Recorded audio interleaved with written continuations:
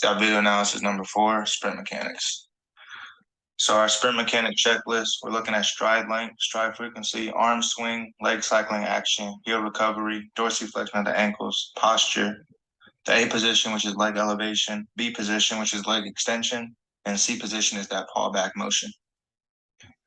Here's my athlete running their 40.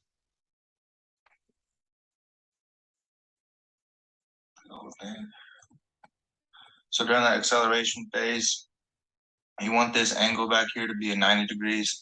So you can see this athlete is at 113, so you need the athlete to sit back in that position a little bit more. You see the athlete's eyes are down at the ground. Rather have that chin tucked so the athlete is looking back towards these bleachers back here. Got good push off with this leg here. Need this knee drive to be a little bit closer in that angle there. As you can see here, the shin is more vertically. We need that shin angle to be more horizontal. So they're driving horizontal force down into the ground so they're able to propel themselves forward more. And another thing to emphasize in the acceleration phase is the stride length to increase ground contact time and create greater impulse for force application, working up to top speed. Another thing we look at is the heel recovery. So we can see that this heel is basically right even with the knee, which is what we want. This athlete demonstrates good dorsiflexion of the ankle, so they're able to absorb, push off, and go. Got good arm swing on this back arm. Need this front arm to be a little bit higher towards the chin, just so they can build more momentum. And then we'd rather the arm angle to be about 90 degrees because we know that longer levers take longer to move and they require more work. So for top speed, one of the articles I found defined top speed as the point at which the force being applied is equal to the force overcoming gravity and there's no additional force directed towards horizontal propulsion. So in this top speed, we got the A position, the B position, and the C position. The A position need the athlete to drive the knee up a little bit higher, get parallel to the ground. We know this is important for power production. And then in the B position, they don't really extend out on the leg.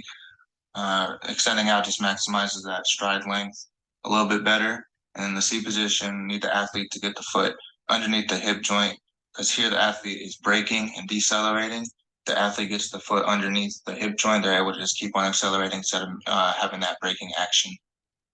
Also, a thing that I found in a research article, broke down each position, the A, B, and C position. So the A position is elastic energy potential developing. The B position is elastic energy potential preparing to transfer to maximal concentric force. Then the C position is force is being applied into the ground as the athlete accelerates forward. And then as the muscle lengthens during eccentric contraction, force is being absorbed. Another thing we see with the athlete in the top speed is getting a good push here, maybe just a little bit more extension through the ankle there, working on that triple extension. And a thing that we need to correct would be this arm swing. Don't want the arms going in front of the body, I'd rather have them be at the side. And then course of action, looking at hamstring and glute strength, hip flexor strength, improving piston-like action, and then maximizing triple extension. One of the research articles I found determined that the highest level of ground reaction force production was from higher torque production of hamstrings and hip extensors. And they also explained that hip hamstrings and hip extensors aid in transferring power from proximal to distal joints during explosive leg extensions.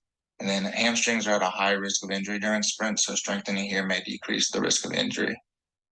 For hip flexor strength, knee elevation, which is that A position, increases the velocity potential of the paw back motion, which is the C position. And then hip flexor strength also increases ground reaction force application upon touchdown. And touchdown is when the foot is planting back or touching back down onto the ground. And then rapid hip flexion has a strong correlation to one's ability to accelerate and maximize sprint velocity.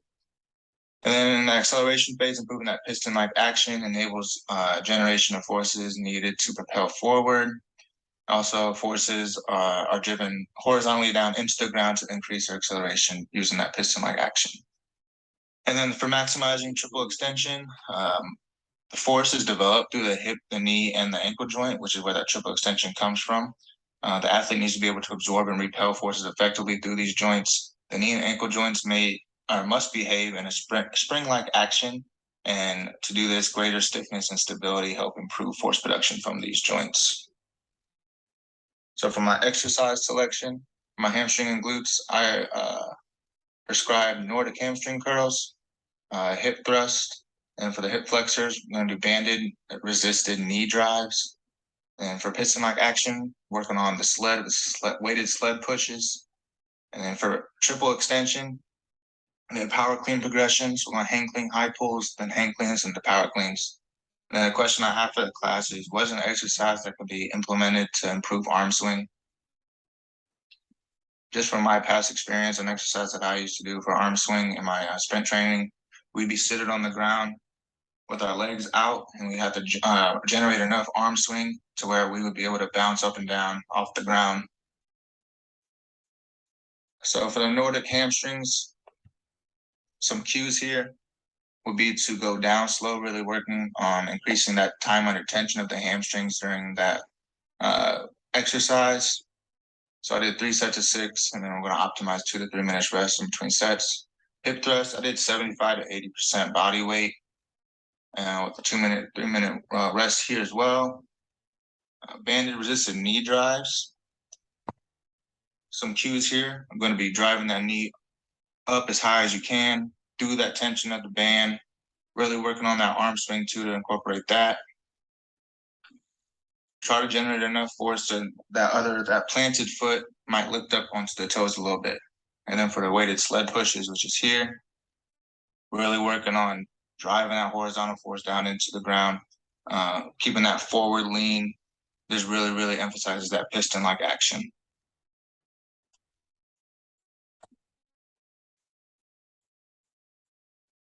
And these are my references.